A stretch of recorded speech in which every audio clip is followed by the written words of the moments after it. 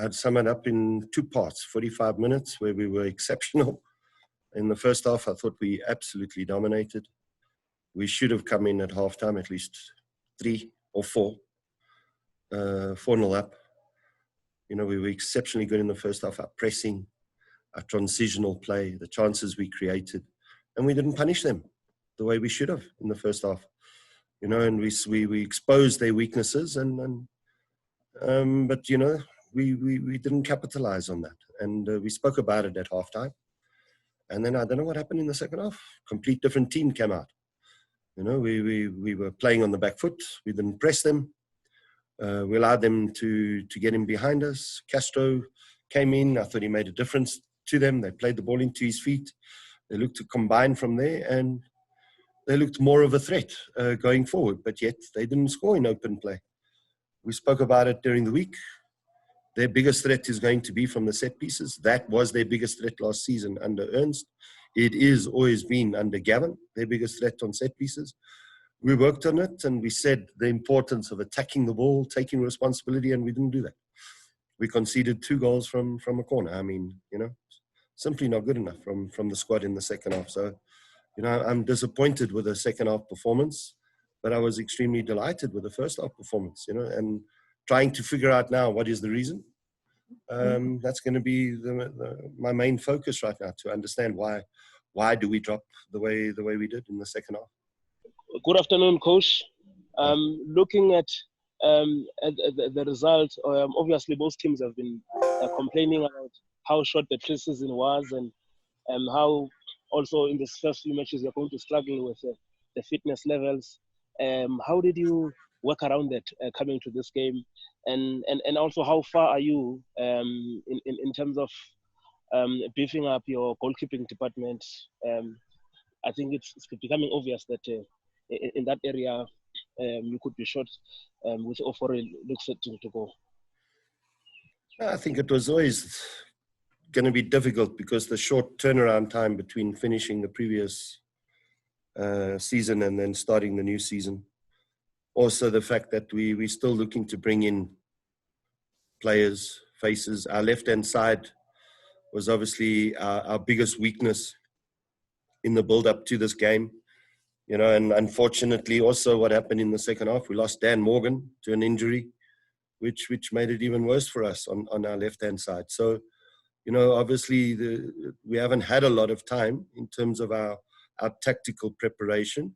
I think in terms of the physical preparation, we've tried to get them as fit as humanly possible at this stage. But we would never know until match day, because there's other factors. What we see in training versus what we see in a competitive match is two very, very different things. Fatigue tends to come in a lot quicker when you're playing in a competitive match such as today, because there's more meaning to it than what it is when you play a friendly match or when you're training. You know, and I think, yes, to a degree in the second half, you could see we did to a degree drop our levels of fitness. We weren't pressing as much as we did or as well as we did in the first half, and potentially that could have something to do with the fitness levels. With regards to the goalkeeping department, yeah, we've only got 2 keepers as it is at the moment, and we're obviously in the search of two keepers, not only you know, someone to replace Richard. You know, so you know that's ongoing. We want to make sure that whoever we bring in is the right person. Good afternoon, Coach. Unfortunately, you know, a loss, but obviously there was a lot of aspects that you obviously picked up. But from this loss, Coach, is there any positive that you can pick up and work on during the course of the week in your opening game of the season? The first half, the way we played in that first half, if we can extend that to 90 minutes of football, I think we'll be a major threat this season. You know, but you know, you dominated against Chiefs in the first half.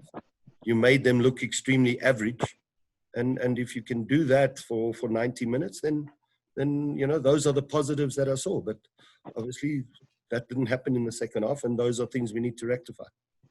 Coach Eric, just how far is Ali Meza from being part of the team? Obviously another Sundowns player in Modise was able to play today, but Ali not available as yet. Yeah, Modise, shame. I felt for the boy. He had to come on for Dan Morgan. He only arrived yesterday, so he hasn't actually had a training session. So his introduction to the team was, come on and play the last 35 minutes, So, and I thought he'd done quite well. So I think he's a talented player, and I think he'll go far, and he'll only get better here with us. In terms of Ali Meza, the only reason why Ali wasn't in the matchday squad is that we're still waiting on his work permit. Yes, Coach Eric, you spoke to us during the week that Hlongwane was on his way, to the club, and then we saw him at Orlando Pirates yesterday.